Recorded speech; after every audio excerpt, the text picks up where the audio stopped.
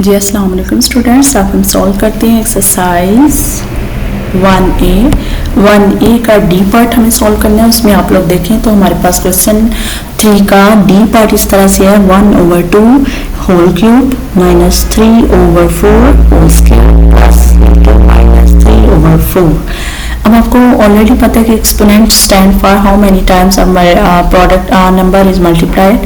Exponent पे अगर 3 लिखा होता है तो दैट मीन जो उसकी बेस नंबर है उसको हम उतने टाइम ही मल्टीप्लाई करेंगे। अब डी पार्ट में देखें तो आपके पास है 1/2 लिखा हुआ है, उसकी पावर है 3। That mean how many times the number 1/2 will be multiplied 3 time and 3/4 multiplied by how many times 2 time. और लास्ट पे हमें सिंपल फ्रैक्शन को हम उसको बाहर निकाल देंगे, उसकी ब्रैकेट ऑफ करेंगे। इसके सोल्यूशन की तरफ चलते हैं तो इसमें हम लोग देखते हैं हमारे पास है, मैं पहले नंबर पे क्वेश्चन लिखती हूँ D part.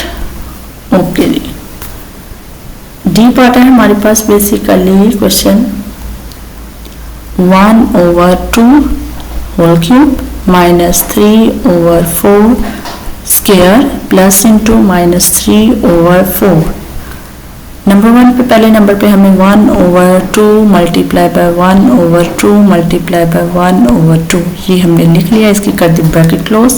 Now 3/4 multiply by 3/4 2 time and plus minus -3/4।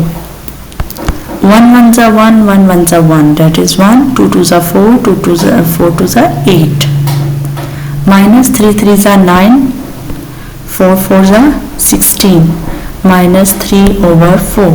now all the denominators are different। मैं साइड पे इनका क्या ले रही हूँ, इनका एलसीएम ले रही हूँ। 4 8 16 4 1 जा 4 4 2 जा 8 4 4 जा 16। अगेन 2 के टेबल से चलते हैं तो 1 1 2 अगेन 2 के टेबल से 1 1 एंड 1।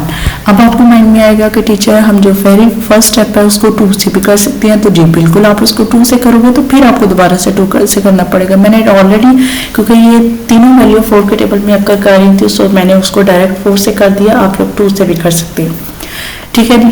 अब हम इसकी एलसीएम को लेते हैं तो 4 2 जा 8 8 2 जा 16। What is the LCM 16। So that mean हमें 16 एलसीएम बनाना है और इसके हर डिनोमिनेटर को 16 के ऊपर रखने के लिए मुझे 1/8 को मैं मल्टीप्लाई करूंगी 2 से।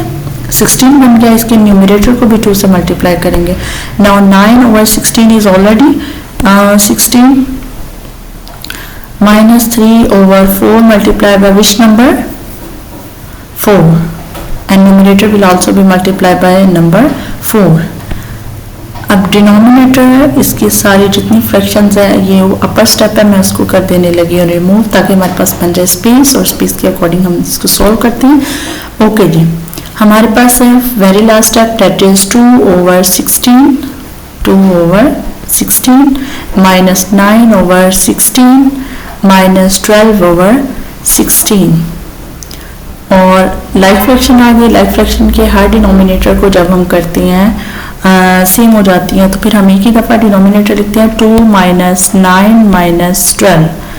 वेरी लास्ट स्टेप जो हमने रिमूव नहीं था किया मैंने उसे कर दिया रिमूव। अब हम देखते हैं तो हमारे पास है 2 - 9 - 7 -7 - 12 that is -19 and this is an improper fraction. हमें इम्प्रॉपर फ्रैक्शन को किस में कन्वर्ट करना है, प्रॉपर फ्रैक्शन में। 16 1 जा 16 and 3 remainder। This is your final answer. Thank you so much for watching.